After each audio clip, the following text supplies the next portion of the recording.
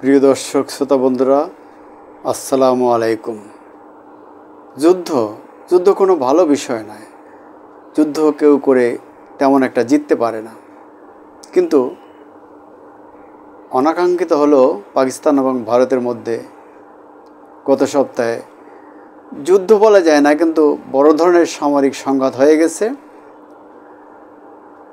অর্থনৈতিক এবং সামরিক শক্তিতে এবং একই সঙ্গে চাপার শক্তিতে ভারত পাকিস্তানের চেয়ে অনেক এগিয়ে থাকলেও যুদ্ধে কিন্তু ভারত জিততে পারেনি। 3টি রাফেল সহ 6টি যুদ্ধবিমান হারিয়ে ভারত অনেকটা দিশেহারা। এদিকে পাকিস্তানের যে ভাবমূর্তির সংকট তৈরি হয়েছিল এর আগে, এই যুদ্ধের মধ্য দিয়ে পাকিস্তান কিন্তু সেই ভাবমূর্তি ফিরে এসেছে। অর্থাৎ পাকিস্তানের সেনাবাহিনীর যে সংকট তৈরি হয়েছিল সেটা তাদের জনগণের মধ্যে, দেশবাসীর মধ্যে পাকিস্তানের সেনাবাহিনীর প্রতি তাদের আস্থা বেড়ে গেছে এবং তার পুরস্কারও সেনাবাহিনী পেতে শুরু করেছে। মানুষ তাদেরকে আবার শ্রদ্ধা করতে শুরু করেছে, ভালোবাসতে শুরু করেছে। এদিকে আমরা দেখতে পাচ্ছি যে তার আরেকটা উজ্জ্বল প্রমাণ হলো 60 বছর পরে পাকিস্তানের প্রথম ফিল্ড মার্শাল আইয়ুব খানের পরে নতুন ফিল্ড মার্শাল হলেন জেনারেল মনির। খবরে বলা হয় ফিল্ড মার্শাল হিসেবে পদোন্নতি পেয়েছেন পাকিস্তানের সেনাপ্রধান আসিফ মনির। আজ মঙ্গলবার দেশটির প্রধানমন্ত্রীর কার্যালয়ের এক বিবৃতি তথ্য জানানো হয়। এর মধ্য দিয়ে 60 বছরের মধ্যে পাকিস্তানের সামরিক বাহিনীর কোনো জেনারেল ফিল্ড মার্শাল হলেন। এর আগে পাকিস্তানের স্বৈর শাসক জেনারেল আইয়ুব খান নিজেকেই ফিল্ড মার্শাল হিসেবে পদোন্নতি দিয়েছিলেন।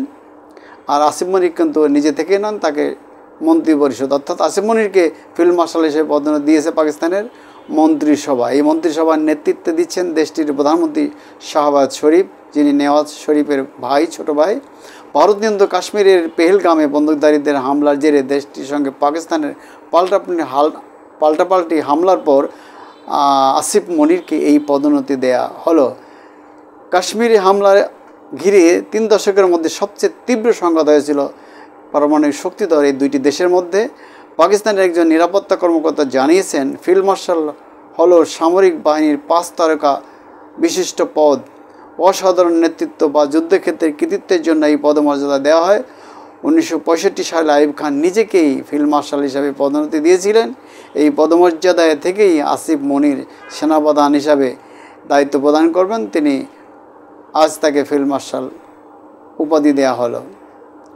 পাকিস্তানের প্রধানমন্ত্রীর কার্যালয়ের বিবৃতিতে বলা হয়, জাতীয় নিরাপত্তা ও শত্রুর পরাজয় নিশ্চিত করার জন্য আসিফ মনিরের কৌশলগত প্রজ্ঞা ও সাহসী নেতৃত্বের স্বীকৃতি হিসাবে এই মর্যাদা দেওয়া হয়েছে।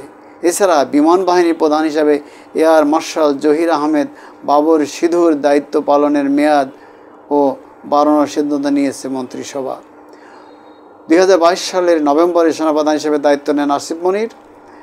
সাধারণত পাকিস্তানের সেনাপ্রধানের মেয়াদ হয় 3 বছর, তবে 2023 সালের নভেম্বরে দেশটির পার্লামেন্টে আইনের সংশোধন করে আসিফ মনিরের মেয়াদ 5 বছর করা হয়। ফিল্ড মার্শাল হিসেবে দায়িত্ব পাওয়ার পর গতকাল তিনি বলেছেন, এটি শুধু আমার নয়, ব্যক্তিগত নয়, বরং পুরো দেশ এবং পাকিস্তানের সশস্ত্র বাহিনীর জন্য এটি একটি সম্মান। সেলুট আসিফ মনির, সেলুট পাকিস্তানবাসীকে। একই সঙ্গে আমরা ভারতকেও বলবো,